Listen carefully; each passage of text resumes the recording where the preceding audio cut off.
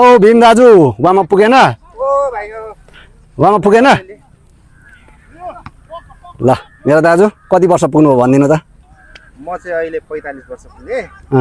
र पनि अब यो फुटबल चाहिँ अलिकति लोकप्रिय खेल भएको र आफूलाई मनपर्ने खेल भएकोले गर्दाखेरि अझै पनि खेलिरहेको छु लालभित्ती भेटरानको अध्यक्ष हैन दाजु हजुर अहिले हाम्रो दर्ता भएको लगभग 3 वर्ष भयो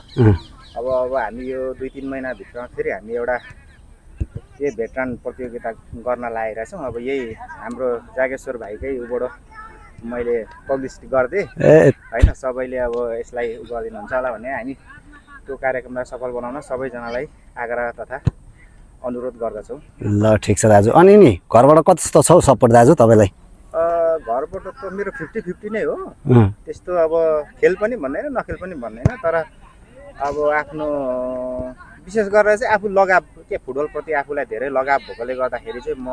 फुटबल खेलिरहन्छु साथै स्वास्थ्य पनि अलिकति राम्रो हुने देखिएको खेलकुद गर्दाखेरि आफ्नो शरीरलाई चाहिँ राम्रो हुनेले गर्दाखेरि चाहिँ म अहिले खेलिरहेछु 45-46 वर्षको उमेरमा यस्तो फिट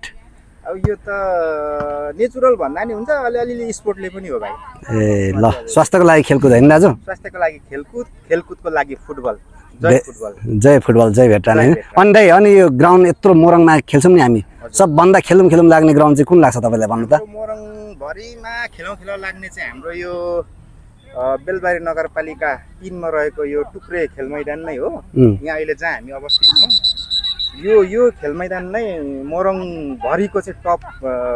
ग्राउन्ड जस्तो लाग्छ मलाई जदा चाहिँ कस्तो लाग्छ दाइ तपाईलाई जदा पनि यसकै अनुपातमा हो त्यो पनि राम्रै छ ल ठीक छ ल दाजु तपाईहरु हाम्रो आज हैन हजुर ल